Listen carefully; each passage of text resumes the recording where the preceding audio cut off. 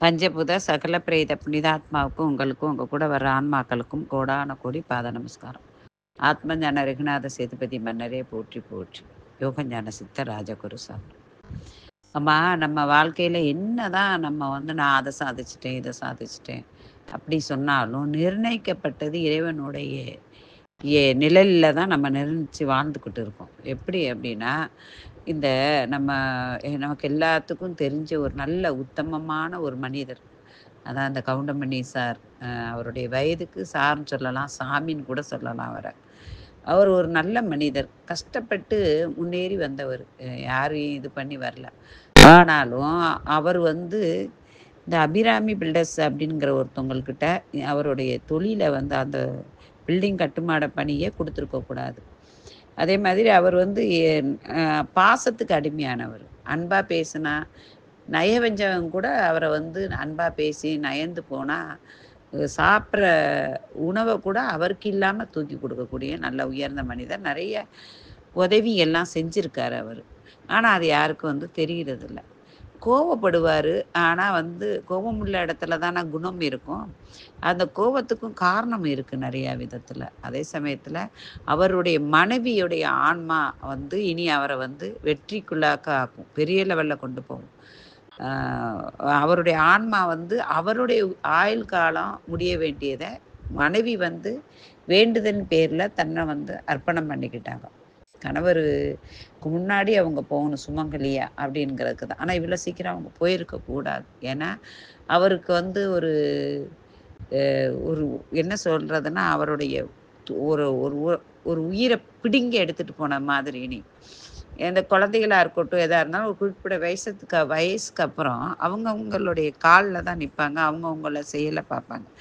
நான் தான்ப்பா, நான் இருக்கேன் உனக்கு, நான் எல்லாரும் சொன்னாலும் அந்த மனைவி கணவருங்கக்கூடிய அந்தஸ்துக்கு வராது. ரெண்டாவது, ஆன்மீகத்தில் இருந்தால் அந்த குருஸ்தானம் தாய் மாதா பிதா குருஸ்தானம் மாதா பிதாவுக்கு சமமானவங்க.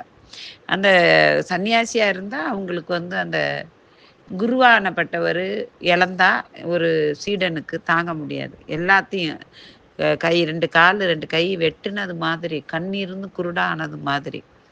அப்படி இவருடைய ஆன்மா இந்த இவங்களுடைய மனைவியோடைய ஆன்மா சாந்திங்கிறவங்க ஆன்மா பிரிந்துச்சு இல்லையா, அவங்க ஆன்மா அவரை ஒரு வருட காலத்துக்கு அவரை சுற்றி தான் வரும். அதில் எந்த சந்தேகம் இல்லை. இனி அவங்க வீட்டுக்கு நல்லது செய்வாங்க. அதே சமயத்தில் ஒரு ரகசியத்தை சொல்கிறேம்மா, நீங்கள் யாருன்னா சில பேர் நம்புவாங்க, சில பேர் நம்ப மாட்டாங்க. நம்புவோம் நம்பாலங்கிறதுக்காக சொல்லலை. இது கண்டிப்பாக அவர் காதுக்கு போகட்டும். ஏன் கேளுங்க, அவர் அதாவது உடை ஒரு ஆன்மீகத்துக்கு அடையாளம் கிடையாது. உடைய வச்சு உடைய வச்சு ஒரு ஆன்மீகத்துக்கு அடையாளம் கிடையாது. உடை வேற, உடை வேற, ஆத்ம ரீதியாக உள்ள நெறியோட அது அந்த ஆன்மாவும் பவித்திரத்துக்கு உடையது தான். அப்போ இவருடைய பிறப்பும் சரி, அவருடைய இறப்பும் சரி, அந்த அம்மாவுடைய பிறப்பும் சரி இறப்பும் சரி, 2 பேருமே அந்த அம்மாவுக்கு இவர் மாத்திரம் வாழ்க்கையில் வரலன்னா அந்த அம்மாவுக்கு வாழ்க்கையே கிடையாது. ஆனால் இவருடைய போன ஜென்ம தொடர்புன்னு சொல்லுவாங்கள்ல, அதில் தான் இவங்க 2 பேரும் இணைந்தது. அதே சமயத்தில் இவருடைய ஆன்மாவுக்கு பதில், அதாவது அந்த அம்மா ஆன்மா கொடுத்தது, இவருடைய ஆன்மா முடிந்தால் இவரும் அந்த அம்மாவும் இறைவனாக மாறுவாங்க, தெய்வமாக மாறுவாங்க. இவங்க தெய்வ சிந்தனை, தெய்வத்துக்குறைய நிகரானவங்க. மறுபிறவி இவங்களுக்கு 2 பேருக்குமே மறுபிறவி கிடையாது. இவங்க 2 பேருமே தெய்வம் தான். அதாவது மனித ரூபத்தில் தெய்வத்தை காண்றோம்னு சொல்கிறோம்ல, அந்த மாதிரி தான் இந்த வடிவேல் சார் கூட பல துன்பத்துக்கு ஆளானவர் தான். அதாவது அவர் கஷ்டப்பட்டு வந்தவர் தான். ஆனால் அவர் மனைவியை அது ஒரு சூட்சுமம் அவர் கேட்கணும், அதை நான் சொல்லணும், இதில் சொல்ல முடியாது. இருந்தாலும் இவர் கவுண்டமணி சார் தன்னுடைய மனைவியை ஒரு நண்பர், ஃப்ரெண்ட்ஷிப்பாக மாதிரி தான், மனைவியை மனைவியாக பார்க்கல.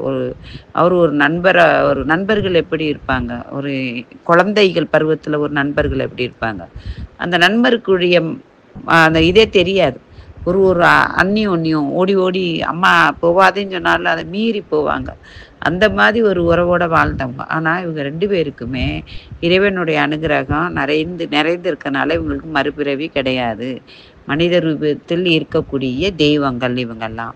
அதுதான் சொல்றேன். உடை உடுத்தி காவியில காட்டி நான் தெய்வம், நான் எனக்குள்ள தெய்வீக ஆற்றல் இருக்கு அது அப்படின்னு காட்டுவதை காட்டும் உடையை காட்டிலும் உள்ளத்திற்குள் இருக்கும் மனிதர்களை தெய்வ மனிதர்கள் நிறையா பேர் இருக்காங்க. அதில் இவங்க 2 பேரும் கூட.